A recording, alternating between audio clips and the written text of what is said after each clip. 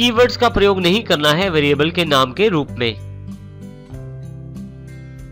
Variable का नाम रखते समय हमें कुछ रूल्स को फॉलो करना है ताकि हम जो नाम रखें वो सही हो और C++ में उसकी एरर ना आए। इसके लिए हमारे पास कुछ रूल्स अवेलेबल हैं यहाँ पे जो इंपॉर्टेंट रूल्स हैं। सबसे पहला रूल है कि हमारा जो वेरिएबल होता है उसका नाम हमेशा अल्फाबेट या अंडरस्कोर से शुरू हो सकता है।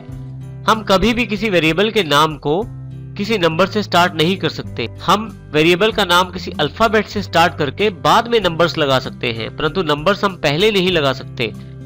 इसी तरह से दूसरा जो हमारे पास यहाँ रूल अवेलेबल है, किसी भी तरह का स्पेशल सिंबल या स्पेस इसको हम किसी वेरिएबल के नाम के बीच में प्रयोग नहीं कर सकते।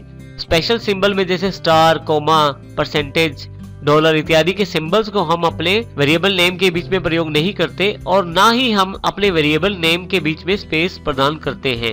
इन दोनों स्थितियों में हमारे पास एरर आ जाता है। हम वेरिएबल का नाम रखते समय अंडरस्कोर का प्रयोग कर सकते हैं। इसका अर्थ यह है कि अगर नाम बड़ा है तो हम अंडरस्कोर का प्रयोग करते हुए वेरिएबल का नाम रख सकते हैं। नीचे दिए गए कुछ एग्जाम्पल से हम इसको समझ लेते हैं। यदि आप सबसे पहला एग्जाम्पल देखें तो हमारे पास यहाँ x नाम रखा गया है वेरिएबल का। ये ठीक है क्योंकि हम वेरिएबल का नाम x रख सकते हैं। दूसरा नाम माई सैलरी रखा गया है, ये भी ठीक है, हम माई सैलरी वेरिएबल का नाम रख सकते हैं। लेकिन थर्ड पॉइंट में जो नाम है माई सैलरी, उसमें स्पेस दे दिया गया है।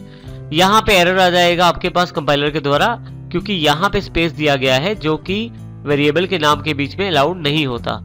परंतु हम इसको फोर्थ एग्जाम्पल की तरह प्रयोग कर सकते हैं।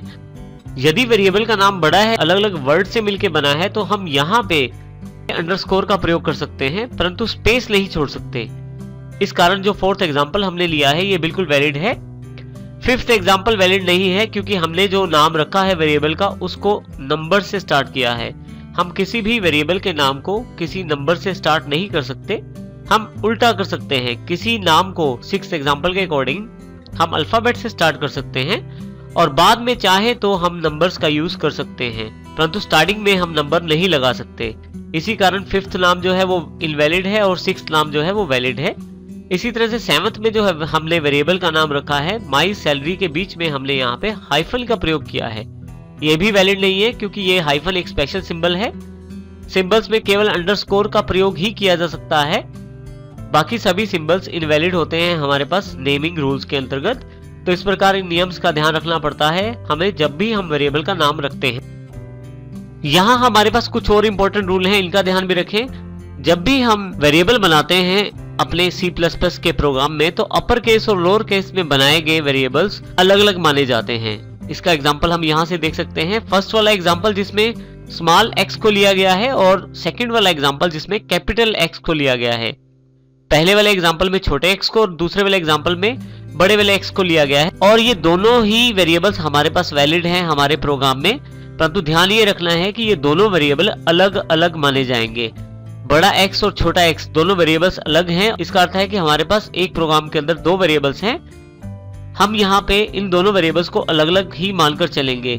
इसका कारण ये है कि C++ लैंग्वेज हमारी केस सेंसिटिव लैंग्वेज है। इसी तरह से नेक्स्ट हमारे पास जो रूल अवेलेबल है, don't use same name for two और मोर वेरिएबल्स। कभी भी हम नाम रखते हुए एक नाम से दो वेरिएबल नहीं बनाते हैं। इसका अर्थ ये हुआ कि यदि आपके पास कोई वेरिएबल पहले से बना हुआ है तो सेम नाम से आप दोबारा वो वेरिएबल नहीं बना सकते, अन्यथा आपके पास एरर आ जाएगा। और इसका अर्थ ये है कि यहाँ पे हमारे पास जैसे स्मॉल x में हमने एक वेरिएबल लिया है, यदि दोबारा मैं इसी तरह का कोई वेरिएबल बनाना चाहता हूँ तो मेरे पास एरर आ जाएगा। फाइनली हमारे पास लास्ट रूल जो यहाँ पे अवेलेबल है, don't use keywords in variable names.